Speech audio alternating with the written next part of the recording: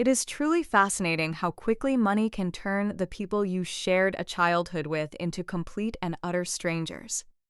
If you had told me 5 years ago that my own flesh and blood, my older sister Sarah, would legally rob me and leave my bank account completely empty, I would have laughed in your face. But money changes people. It strips away their humanity and reveals the greedy monsters hiding underneath. To understand how we got to the point where I completely ruined her wedding in front of 300 shocked guests, we have to go back to the very beginning. We have to talk about our grandfather, Charles, and the toxic dynamic that destroyed our family long before any money was involved. Grandpa Charles was a self-made man. He started from absolutely nothing, worked hard his entire life, and eventually built a highly successful commercial real estate business. He was disciplined, intelligent, and lived by a strict moral code. Growing up, Sarah and I spent almost every single summer at his large estate.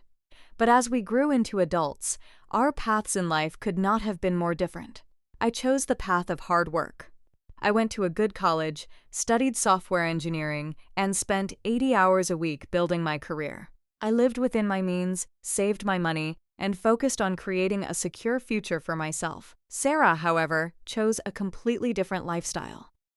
She loved the idea of having immense wealth, but she absolutely hated the concept of working for it. She bounced from one low-effort job to another, never staying anywhere for more than a few months. Yet, she somehow always had money for designer clothes, expensive nightclubs, and luxury vacations. How did she afford all of this? The answer is simple. Our parents. They enabled her behavior for years. They treated her like a fragile princess who was too precious to work, while always expecting me to be the responsible, silent son who didn't need any emotional or financial support. Whenever Sarah maxed out her credit cards, our parents would secretly bail her out, draining their own retirement funds just to keep her happy. But Grandpa Charles saw right through her act. He loved both of us, but he was a sharp businessman. He knew exactly what Sarah was doing. He saw how she manipulated our parents, and he knew that if he left her a large sum of money, it would be completely gone within a year, wasted on useless luxury items and expensive parties. When Grandpa Charles passed away at the age of 84, the entire family gathered at his attorney's office for the official reading of the will. My parents walked into that office with giant smiles on their faces, completely expecting a massive payday that would fund their early retirement. Sarah was already scrolling through her phone, probably looking at luxury sports cars to buy with her expected inheritance. The room was filled with an air of arrogant anticipation. Then, the attorney cleared his throat, opened the thick folder, and began to read. Grandpa Charles left his primary house and a modest monthly stipend to our parents. It was enough for them to live comfortably, but it wasn't the millions they were dreaming of. But the real shock came when the attorney reached the main section of the estate. The bulk of his wealth, including all his liquid investments, international bank accounts, and funds totaling exactly $2.5 million, was left entirely to me. The silence in that legal office was absolutely suffocating. Nobody breathed. Nobody moved. It felt like the air had been sucked out of the room. Then the storm broke. Sarah stood up so fast that her heavy wooden chair knocked backward and slammed against the floor. Her face turned bright red with pure rage. She pointed a shaking finger at me and screamed that the will was a fake. She accused me of manipulating our grandfather in his final days, claiming I had brainwashed him into giving me everything.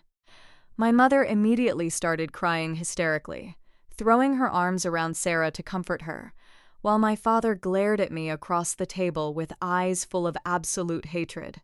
Sarah shouted that I didn't need the money because I already had a high-paying tech job. She screamed that she had nothing, and that our grandfather must have been senile when he signed the documents.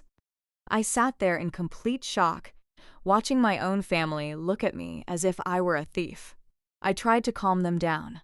I told them that this was Grandpa's personal choice, and that I was more than willing to help Sarah with reasonable financial issues. I offered to pay off her credit card debts, and even help her put a down payment on a modest, beautiful house. But my generosity meant absolutely nothing to them. Sarah didn't want a modest house.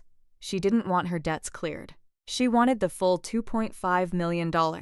She wanted the power, the status, and the luxury that came with it. For the next 3 months, my life became a living hell. My parents called me multiple times a day, using every emotional manipulation tactic in the book. My mother would sob into the phone, telling me that I was destroying the family and that she couldn't sleep because of the stress. My father tried a much more aggressive approach, calling me a selfish brat and threatening to completely disown me if I did not sign a legal agreement to split the inheritance 50-50 with my sister. They tried to make me feel guilty for being successful, guilty for being responsible, and guilty for honoring my grandfather's final wishes. Despite the immense psychological pressure, I stood my ground. I refused to let them bully me into giving away what Grandpa had explicitly trusted me with. And then, quite suddenly, the non-stop harassment stopped. The angry text messages ended, the tearful phone calls ceased, and a strange, eerie silence filled my life. I thought they had finally accepted reality. I thought they had finally realized that they couldn't force my hand. But I was incredibly wrong. They hadn't given up at all. They were just moving on to a much darker, much more dangerous plan. That dangerous plan began with a single phone call on a rainy Tuesday evening. It was Sarah. But she didn't sound like the screaming, entitled sister who had stormed out of the lawyer's office weeks ago. Instead, her voice was soft, trembling, and filled with what sounded like genuine tears. She told me that she had been doing a lot of thinking. She said she was deeply ashamed of how she had reacted to our grandfather's will. She confessed that the stress of her massive credit card debts had pushed her to the brink of a mental breakdown, and she had taken her anger out on me. She whispered into the phone, saying that no amount of money was worth losing her only brother. When you have been treated like the isolated, responsible child for your entire life, you develop a deep hunger for family validation. You want so desperately to believe that your family actually loves you, that your brain completely ignores every single warning sign. I forgave her instantly. I told her that I didn't hold a grudge, and that we would get through this as a family. I felt a massive weight lift off my shoulders, believing that our family was finally healing. Over the next 3 weeks, Sarah became the perfect sister. She would text me every morning to wish me a good day at work. She would drop by my apartment with lunch, ask about my job, and even help me clean up around the place. Our parents also changed their behavior. My mother invited me over for Sunday dinners, cooking my favorite meals and acting as if the inheritance dispute had never happened. I truly believed that my willingness to stand my ground had earned their respect. But in reality, I was just letting my guard down, walking straight into the trap they had meticulously set for me. During this time, the legal process of moving Grandpa Charles's $2.5 million into my personal bank account was turning into an absolute nightmare. Because of the size of the estate and some complex international investments, the probate court was delaying the release of the funds. I was working 80 hours a week at my tech job, completely exhausted, and spending my few free hours trying to deal with endless legal paperwork. One evening, while Sarah was over at my apartment helping me organize some files, she noticed how stressed I was. She sat down next to me, put a comforting hand on my shoulder, and told me that she had a solution. She explained that her fiancé's uncle was a senior partner at a highly prestigious estate law firm. She said he handled multi-million-dollar asset transfers all the time and could easily expedite the entire process through his connections in the probate court, completely free of charge as a special family favor. I hesitated for a moment, but the sheer exhaustion was clouded my judgment. Sarah looked into my eyes with pure sincerity and said, "Let us help you for once. You always carry the weight of this family on your shoulders. Let my family do this for you." Those words completely disarmed me. I agreed to let her uncle look at the case. 2 days later, Sarah arrived at my apartment late at night. I had just finished a brutal 14-hour shift at work and could barely keep my eyes open. She looked excited and held a thick stack of official legal documents. She told me that her uncle had worked through the night to prepare the expedited transfer forms. She claimed that the probate court needed my signed authorization by 9 a.m. the next morning, or the funds would be locked in probate for another 6 months. She flipped through the pages rapidly, pointing at the signature lines. "Just sign here, here, and here," she said smoothly, handing me a pen. "I know it looks like standard legal jargon, but it is just the authorization for the court to release the funds directly into your high-yield savings account." My vision was literally blurred from fatigue. I trusted my sister. I trusted my blood. I didn't read the fine print. I didn't verify the name of the law firm. I simply took the pen and signed my name on the dotted lines on 3 separate pages. Sarah smiled a strange, tight smile that I didn't understand at the time. She carefully packed the documents back into her leather briefcase, kissed my cheek, and told me to get some rest. That was the exact moment I signed away my entire life savings. A month passed by. I finally received an automated email notification from the probate court stating that the estate of Charles Miller had been successfully settled and all funds had been officially released. A massive wave of relief washed over me. I sat down at my laptop, opened my banking application, and typed in my password. I was ready to see the $2.5 million that my grandfather had earned with a lifetime of hard work. The page loaded. My eyes scanned the screen. But instead of a 7-figure number, my eyes locked onto a single, terrifying digit. Current balance, $0.00. I stopped breathing. The blood completely rushed out of my face, and a cold, suffocating sweat broke out across my entire body. I thought it was a temporary system glitch. I logged out, cleared my browser history, and logged back in. The screen did not change. The balance was still 0. My heart began to hammer against my ribs like a trapped animal. With shaking hands, I called the bank's high net worth fraud department. After being put on hold for 3 agonizing minutes, a representative came back onto the line. His voice was calm, clinical, and completely devoid of emotion. He told me that the $2.5 million had indeed been deposited into my account the previous morning at exactly 9 a.m. However, he went on to explain that at exactly 9:15 a.m., the entire amount had been legally transferred out via a certified wire transfer to a private offshore limited liability company. I lost my temper.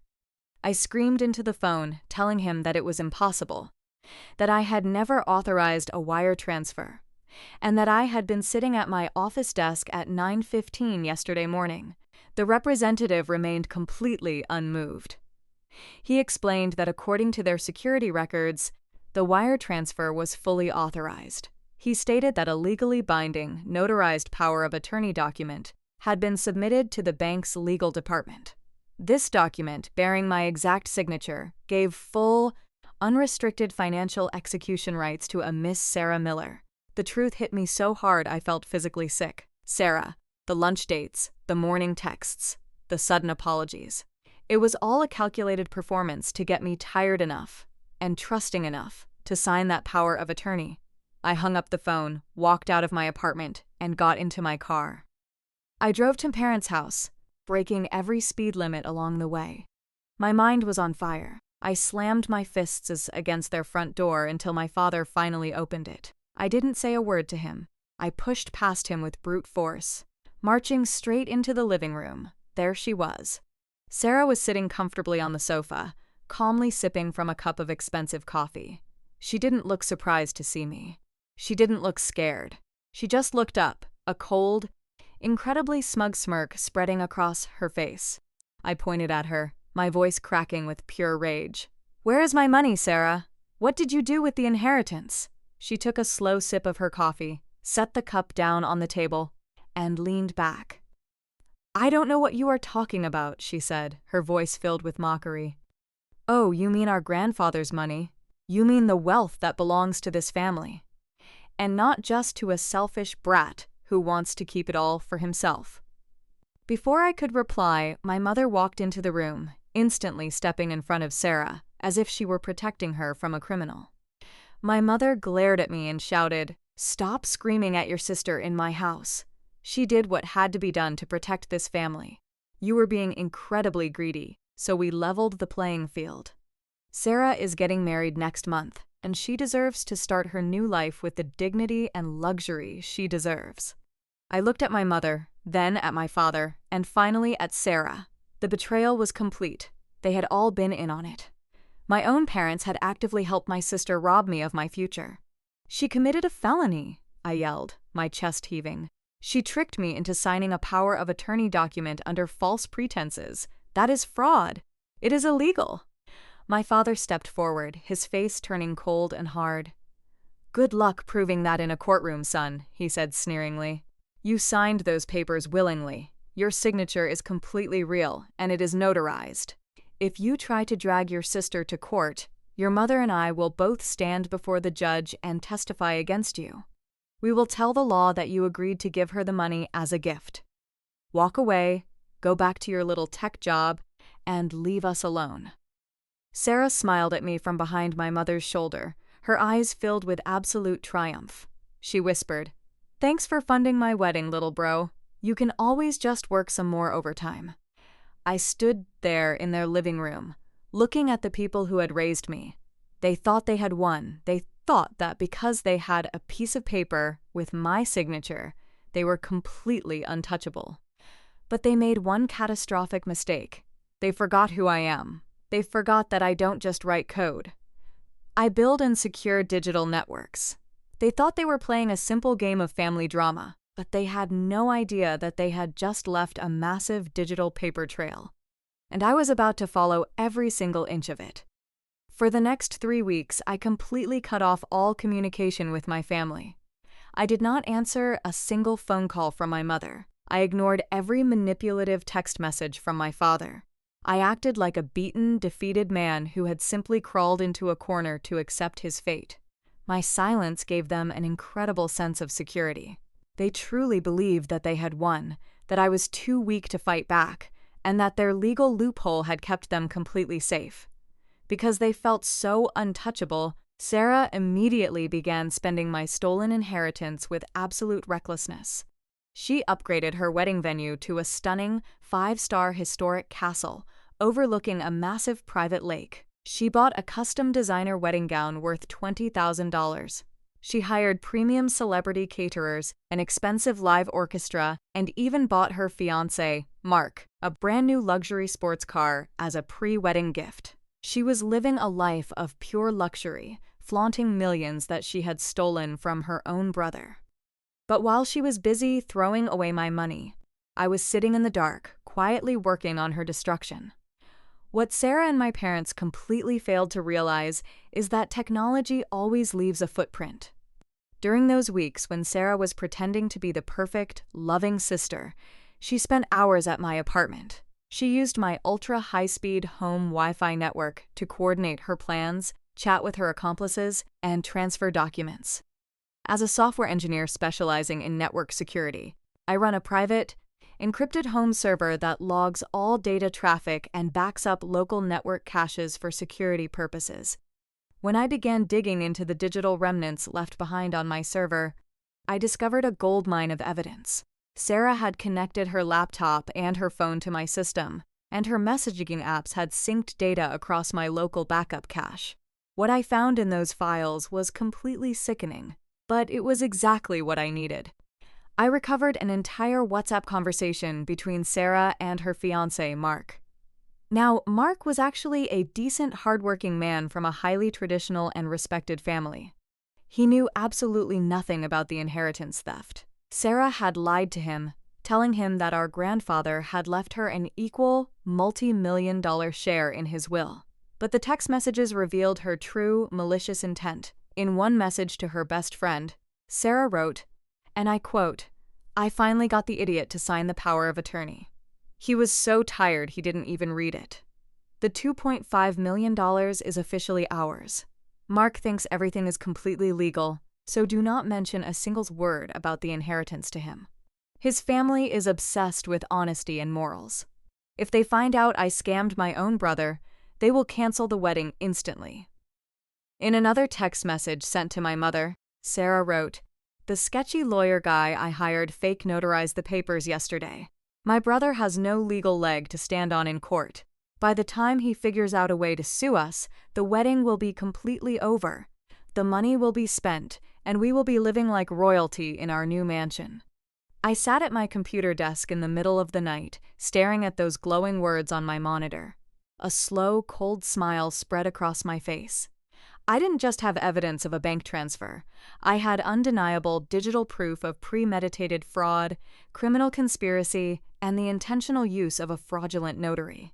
I could have taken this evidence straight to the local police department right then and there. But a simple police arrest in a quiet room would not give me the justice I deserved. Sarah wanted to use my life savings to buy her dream life, and she wanted to humiliate me in front of the world. So I made a conscious decision. I decided to let her have her beautiful, perfect dream wedding. I wanted her to reach the absolute highest peak of her happiness and arrogance, because the higher you stand, the harder you fall. I was going to crush her world in front of everyone she cared about. The day of the destination wedding arrived. The weather was flawless. The historic castle was decorated with millions of dollars worth of white roses and crystal chandeliers. More than 300 guests attended, including Mark's high society family, prominent business owners, and all of our extended relatives. My parents walked around the venue dressed in expensive, custom-tailored clothes, proudly acting like elite members of society, completely paid for with my stolen money. Sarah looked absolutely radiant as she walked down the aisle in her massive white gown.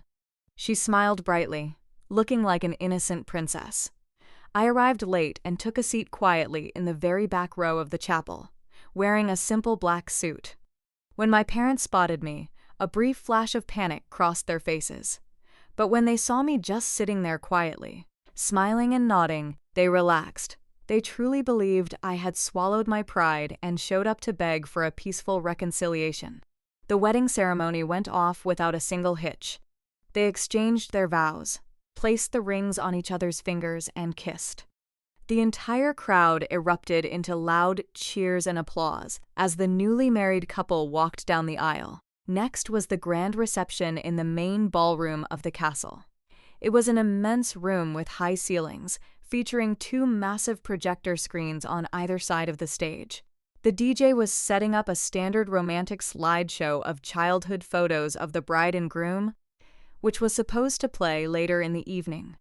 But what the DJ didn't know was that 45 minutes before the reception started, I had walked into the empty tech booth. Using a simple administrative exploit on the venue's local media server, I completely bypassed the DJ's controls. I uploaded a highly encrypted media file from my personal flash drive directly into the main projector loop. I locked the system so that it could not be paused, turned off, or bypassed without my master password. After a lavish 3-course dinner, the speeches finally began. Mark's best man stood up and gave a beautiful, humorous speech about their college days. Sarah's maid of honor spoke next, tearing up as she told the crowd how incredibly kind, honest, and generous Sarah had always been. Everyone in the room clapped, raising their glasses of expensive champagne to toast the perfect bride. Then, the DJ's voice boomed over the microphone, saying, "And now we have a very special surprise video tribute presentation from the brother of the bride." The entire ballroom went quiet. My parents instantly froze in their seats, their glasses stopping halfway to their mouths. Sarah's bright smile vanished in a second. She turned her head sharply, staring at me with daggers in her eyes as I stood up from the back of the room and walked confidently up the steps onto the main stage. I could see her whispering frantically to my mother, gesturing for the security guards, but the presentation was already live. I took the microphone from the stand. I looked directly down at Sarah, then at her new husband Mark, and finally at the 300 high society guests watching me. I cleared my throat and spoke into the mic, my voice echoing with absolute clarity through the heavy speakers. "Good evening, everyone. For those who do not know me, I am Sarah's younger brother. As I look around this breathtaking ballroom tonight, at this magnificent castle, the luxury decorations, and that stunning custom designer dress, I am truly amazed at how far my sister has come. Sarah always told me she wanted a wedding that looked like $1 million. But honestly, looking at the receipts, this wedding looks like exactly $2.5 million. And that brings me to my tribute. I have brought a very special video presentation tonight to show every single person in this room the exact secret behind how my sister financed this magical evening. DJ, please roll the video. Sarah instantly jumped out of her seat, her chair screeching against the floor. Stop! Turn it off right now! He is crazy! She screamed toward the tech booth, her voice cracking with sudden terror. But it was already too late. The lights in the grand ballroom dimmed automatically. The two massive projector screens flashed to life with blinding brightness.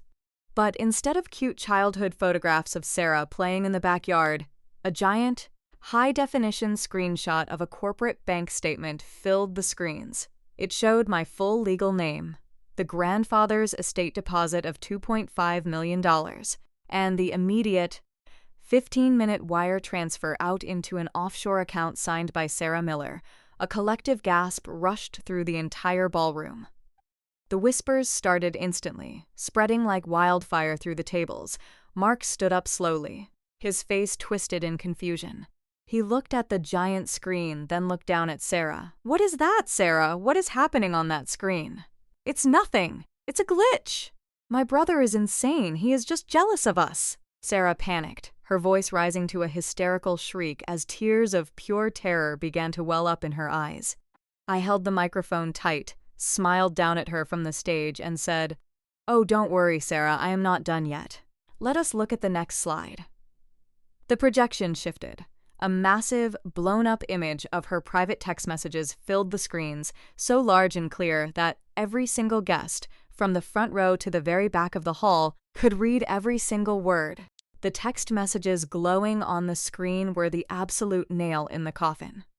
Everyone in that grand ballroom read the words where Sarah explicitly bragged about tricking me into signing away my life savings. They read the part where she called me an idiot, and worst of all, they read the part where she confessed to lying to her own fiancé because his family actually had morals. The silence in that room was completely deafening. You could literally hear the sound of people dropping their silver forks onto their plates. Mark's parents stood up from the head table, their faces completely pale with a mixture of pure shock and absolute fury.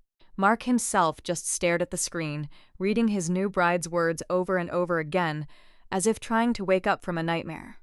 He looked at Sarah, who was now shaking violently, her face completely ghost white, her heavy wedding makeup running down her cheeks as she began to sob hysterically.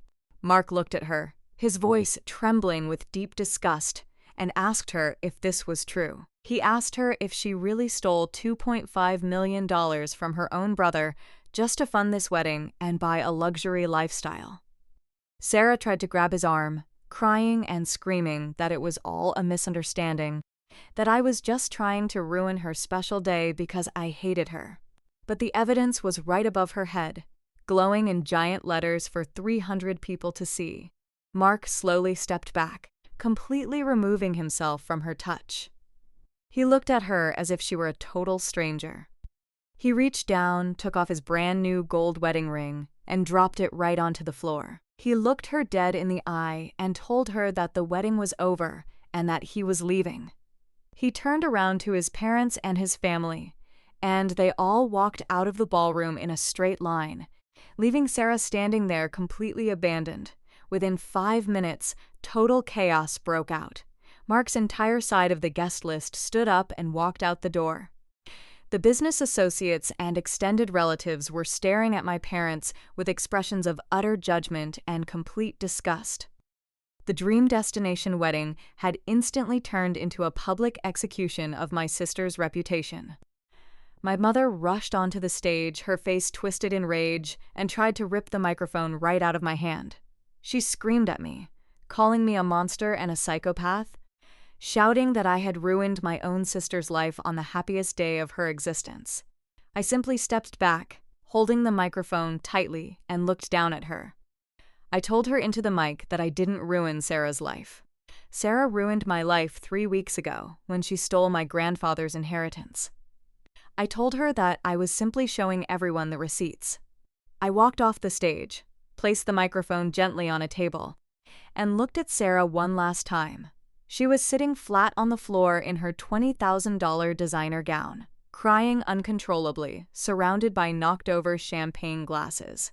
I looked at her and told her to enjoy the rest of the venue, because it was the last expensive place she was ever going to see.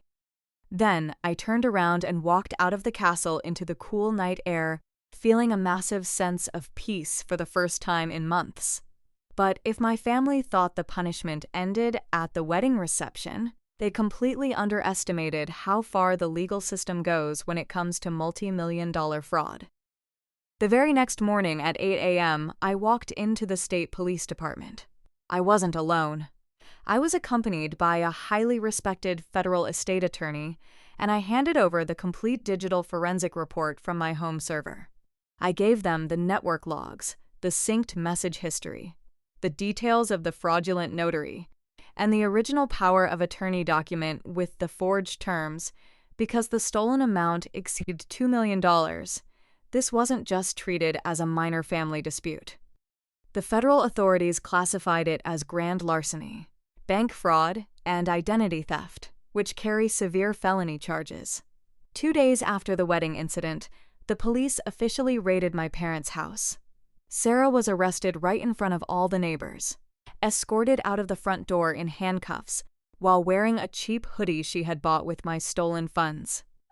My parents were also brought in by the detectives for intense questioning as co-conspirators.